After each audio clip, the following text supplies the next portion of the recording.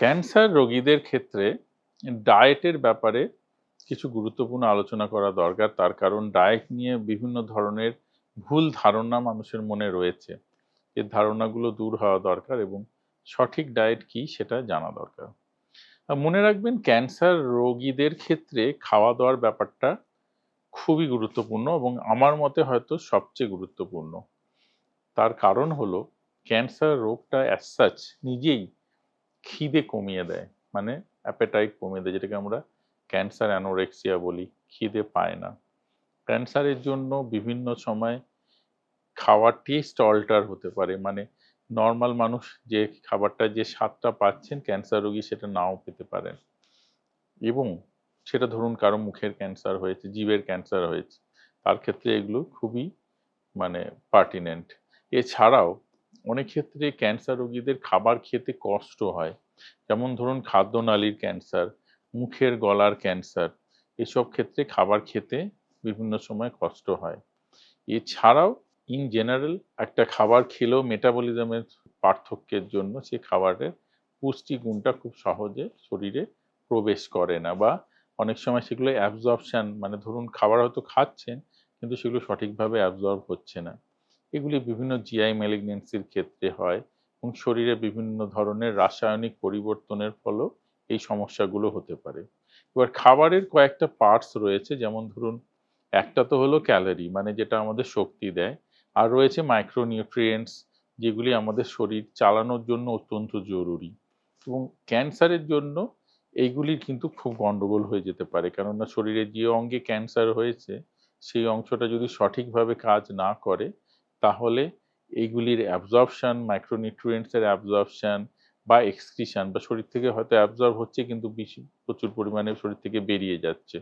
মানে আমি বলতে চাইছি সোডিয়াম, পটাশিয়াম, ম্যাগনেসিয়াম, মিনারেলস গুলো বা ভিটামিনস গুলো এগুলি হয়তো বেরিয়ে যাচ্ছে বা এগুলি অ্যাবজর্ব হচ্ছে না সঠিকভাবে। সেজন্য ক্যান্সার রোগীদের খাওয়া-দাওয়াটা সবচেয়ে গুরুত্বপূর্ণ।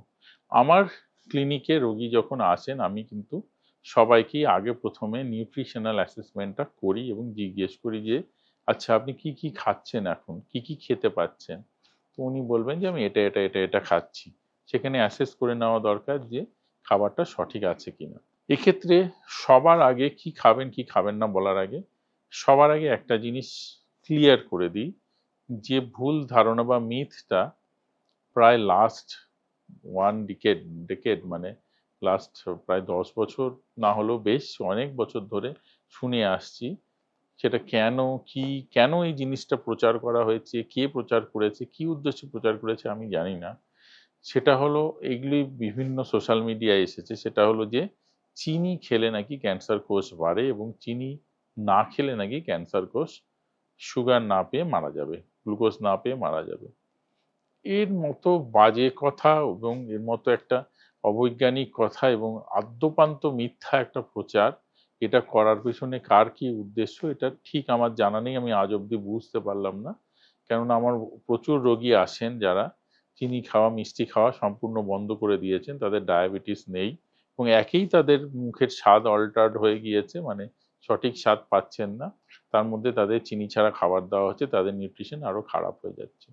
মনে রাখবেন চিনি শরীরের জন্য খুব একটা ভালো জিনিস নয়। চিনি একটা খারাপ জিনিস। চিনি বেশি না খাওয়া ভালো। এটা ইন জেনারেল সবার জন্য বলছি। ডায়াবেটিসের জন্য তো বটেই। কিন্তু চিনির সাথে ক্যান্সারের কোনো রিলেশন নেই। চিনি শরীরে ঢুকে সেটা ভেঙে মূলত গ্লুকোজ হয়, ফ্রুক্টোজ হয়, গ্লুকোজ, সুক্রোজ এগুলোই হয়। তো এই যে পদার্থগুলো শরীরে সেগুলো কার্বোহাইড্রেট ভেঙেও হয় এবং কার্বোহাইড্রেট না থাকলে প্রোটিন, ফ্যাট ভেঙেও হয় এবং মনে রাখবেন যে রক্তে গ্লুকোজটা কিন্তু সবসময় একটা মাত্রা মেইনটেইন করতে হয়। আপনারা সেটা সকলেই জানেন। ডায়াবেটিস পেশেন্টরা তো আরো জানেন যে ব্লাডের গ্লুকোজ বেড়ে যায়, কমে যায়। এগুলোর সাথে চিনি খাওয়া না খাওয়ার কোনো রিলেশন নেই। শরীরের নিজস্ব মেকানিজমে ব্লাডে গ্লুকোজ লেভেল মেইনটেইন করতে হবে। ক্যান্সার সেলকে গ্লুকোজ না খাইয়ে যদি আপনি মারতে চান, তার অনেক আগে আপনি নিজে মরে যাবেন। তার কারণ ক্যান্সার সেল যদি গ্লুকোজ না দেন, আশপাশের মাসল, প্রোটিন, ফ্যাট যা পাবে সেখান থেকে সে নিজের খাবার যেটা দরকার সেটা সে কালেক্ট করে নেবে। ক্যান্সার সেল এমনই যে তার খাবারের জন্য চিনির বা গ্লুকোজের ধারতে হয় না। সে যা হোস্টের মধ্যে রয়েছে, যার শরীরে রয়েছে তার শরীরের মাসল, ফ্যাট এবং তার শরীরের বিভিন্ন অঙ্গ প্রত্যঙ্গ থেকেও সে নিজের খাবার কালেক্ট করে নেবে। সে মানুষটা মারা যাবে, ক্যান্সার সেল মারা যাবে না। এটা হলো ব্যাপার। কাজেই এটা অত্যন্ত ভুল ধারণা যে চিনি খেলে ক্যান্সার বাড়ে এবং ক্যান্সার হলে চিনি বন্ধ করে দিতে হবে। আমি বলি ডায়াবেটিস না থাকলে যে normal routine, normal food habit মানুষের ছিল সেটা মেইনটেইন করুন। কেউ যদি চিনি দিয়ে চা খান, তাকে হঠাৎ করে চিনি ছাড়া চা দেবেন না। এমনিতেই তার খাবার অল্টার হয়ে গিয়েছে, তার খিদের ইচ্ছে কমে গিয়েছে, তার মধ্যে এই জিনিসটা করবেন। এবার হ্যাঁ, কি খাবেন, কি খাবেন না। মনে রাখবেন ক্যান্সারে যেহেতু খিদে কমে যায়, নিউট্রিশন খারাপ হয়ে যায়, অ্যানোরেক্সিয়া হয়, বডির ওয়েট কমে যায়, ক্যান্সার হলে ওয়েট কমে যায় আপনারা সকলে জানেন, এবং রোগীর প্রচুর পরিমাণে ক্যালোরি, প্রোটিন এসবের দরকার হয়। তো রোগীর ক্যালোরি, প্রোটিন ইনটেকটাকে ঠিক রাখতে হবে। রাদার সেটাকে বাড়ানোর চেষ্টা করতে হবে। মানে বেশি পরিমাণে খাবার দিতে হবে যাতে ট্রিটমেন্টটা সহ্য করতে পারেন। যে রোগীর কেমোথেরাপি চলছে, যে রোগীর রেডিয়েশন চলছে বা অপারেশন হয়েছে, তাতে তো প্রচুর ক্ষয় হচ্ছে শরীরে, এবং তাতে তার ক্ষয়পূরণের জন্য তার নিউট্রিশন আরো ভালো করা দরকার, বেশি করে খাওয়া দরকার। এটা খুব ডিফিকাল্ট কাজ, বলা সোজা, করা ডিফিকাল্ট। তার কারণ রোগীর এমনি খিদে কমে গিয়েছে, এমনি সে খাবারের টেস্ট ভালো পাচ্ছে না, তার মধ্যে তার শরীরে ক্যান্সারের জন্য ক্ষয় হয়ে চলেছে, চিকিৎসার জন্য ক্ষয় হয়ে চলেছে। অতএব প্রপার ডায়েটিশিয়ানের পরামর্শ নিয়ে প্রপার নিউট্রিশন জরুরি। প্রচুর পরিমাণে খাবার দিন। যদি না ডায়াবেটিসের সমস্যা থাকে, যদি না কিডনির অসুখ থাকে বা অন্য কোনো অসুখের জন্য খাবারের রেস্ট্রিকশনস থাকে, মানে ক্যালোরি রেস্ট্রিকশন থাকে বা প্রোটিন রেস্ট্রিকশন থাকে, না হলে প্রচুর ক্যালোরি এবং প্রোটিন দিন। এক্ষেত্রে কার্পণ্য করার কোনো জায়গা নেই। অল্প অল্প করে, বারবার করে, জোর করে খাবার দিন। খাবারের মধ্যে কার্বোহাইড্রেট, প্রোটিন, ফ্যাট সব রকম খাবার দিন। সব রকম খাবার দিলে রোগীর প্রথম যে ক্যালোরি রিকোয়ারমেন্টটা সেটা আমাদের মাথায় রাখতে হবে, প্রোটিন রিকোয়ারমেন্টটা মাথায় রাখতে হবে। প্রোটিন জাতীয় খাবার বেশি বেশি করে দিন। প্রোটিন জাতীয় খাবার মানে হলো মাছ, মাংস, দুধ, এগুলি। এগুলি আপনারা বেশি করে দিন। ডিম এগুলি বেশি করে দিন। এবং তার সাথে দিন গ্রিন লিফি ভেজিটেবলস, মানে শাকসবজি এবং ফল। ফলের ক্ষেত্রে, শাকসবজির ক্ষেত্রে ডাক্তারবাবুকে জিজ্ঞেস করে নেবেন যে কোনো খাবার খাওয়ার বারণ আছে কিনা। কেননা কিছু রোগের ক্ষেত্রে, কিছু চিকিৎসার ক্ষেত্রে, কিছু ওষুধের ক্ষেত্রে কিছু কিছু খাবারে বারণ থাকে, বা কিছু অসুখের ক্ষেত্রেও কিছু কিছু খাবারে, কিছু ক্যান্সারের ক্ষেত্রে বারণ থাকে। সেইটা আপনি জেনে নেবেন।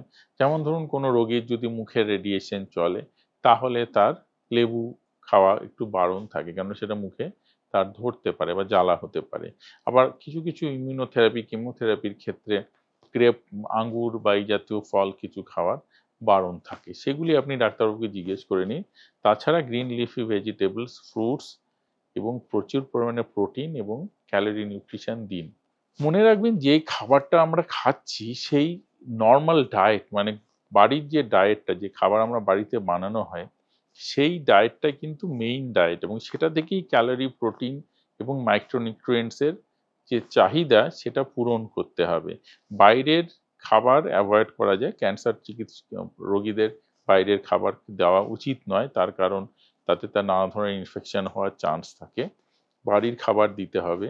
অনেকেই না সাপ্লিমেন্টারি ফুডের উপর নির্ভরশীল হয়ে পড়েন, মানে বিভিন্ন ধরনের পাউডার-টাউডারের উপর নির্ভরশীল হয়ে পড়েন, এবং দেখা যায় যে রোগী খালি বিভিন্ন ধরনের প্রোটিন পাউডারের উপরেই বেঁচে আছেন। এইটা ঠিক নয়। আমার মতে সাপ্লিমেন্ট দেওয়া যেতে পারে। ঠিক সাপ্লিমেন্ট নয়, আপনারা যে খাবার দিচ্ছেন সেই খাবারের সাথে কমপ্লিমেন্ট হিসেবে এক্সট্রা যদি আপনি প্রোটিন আপনার ডাক্তারবাবু বলেন, বা এক্সট্রা ক্যালোরি বলেন, এক্সট্রা মাইক্রোনিউট্রিয়েন্টস বলেন, সেক্ষেত্রে আপনারা মাল্টিভিটামিন, প্রোটিন পাউডার বা আর অন্য ধরনের সাপ্লিমেন্টস আপনারা দিতে পারেন। কিন্তু মনে রাখবেন যে নরমাল যে ডায়েটটা, যেটা আমাদের বাড়ির খাবার থেকে আসে, সেটা কিন্তু দিতেই হবে, এবং রোগী যে ফর্মে সেটা খেতে পারবে সেভাবে দিতে হবে। মানে ধরুন কেউ নরমাল ডাল, ভাত, মাছ মেখে খেতে পারছেন, তার ঠিক আছে। তিনি একবারে হয়তো বেশি খেতে পারবেন না, তাকে বারবার করে অল্প অল্প করে বারবার দিতে হবে। যে যে খাবার আমরা নরমালি ৩ বার বা ৪ বার খাই, সেটা কিন্তু ক্যান্সার রোগীকে ৮ বার বা ১০ বার করে বারবার করে অল্প অল্প করে।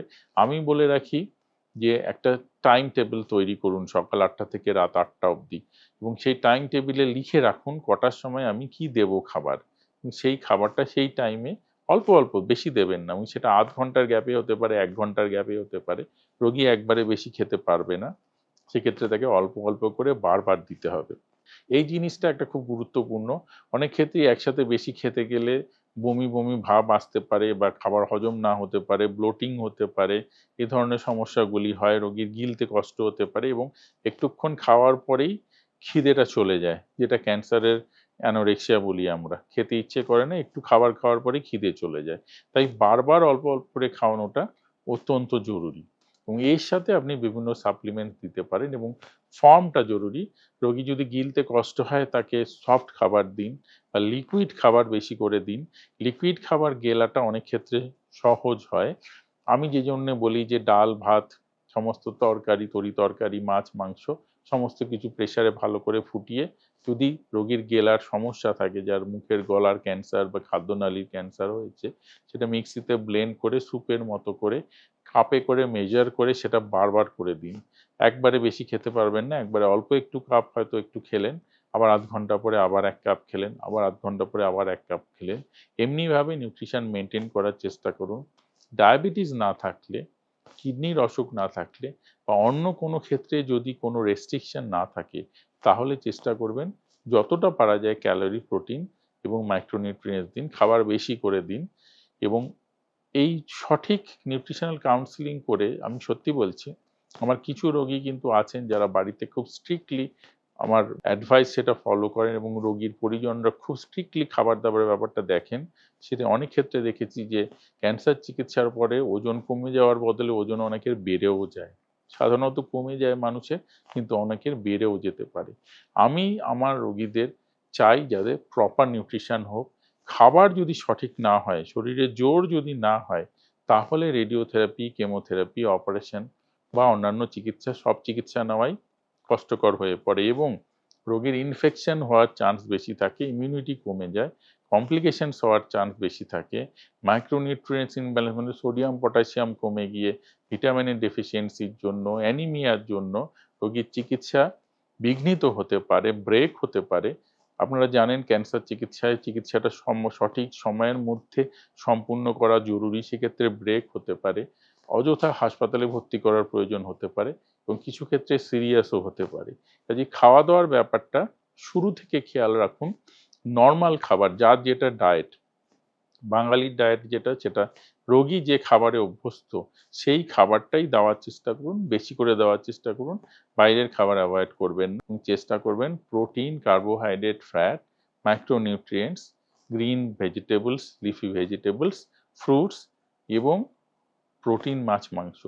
মাছ, মাংস যারা খান না তাদের ক্ষেত্রে দুধ, পনির, নিরামিষাশীদের ক্ষেত্রে আমাদের একটু সমস্যাই হয়। কাজেই এই খাবারগুলো যেন সঠিক পরিমাণে সারাদিনে অল্প, অল্প, অল্প, অল্প করে হলেও সঠিক পরিমাণে শরীরে যায়। তাহলেই ক্যান্সার চিকিৎসা রোগী সম্পূর্ণ করতে পারবেন এবং এতে বিপদ-আপদ কম হবে, এতে হসপিটালাইজেশন কম হবে, এতে ক্রাইসিস হওয়ার চান্স কম থাকবে, ইনফেকশন কম হবে। কাজেই নিউট্রিশন হলো ক্যান্সার চিকিৎসার সাফল্যের কিন্তু একটা মস্ত বড় ভূমিকা নিউট্রিশন নেয় এবং এটা সম্পর্কে আপনাদের সকলকে যাদের বাড়িতে ক্যান্সার রোগী রয়েছেন, শুরু থেকে কাউন্সেলিং করে পরামর্শ নিয়ে সচেতন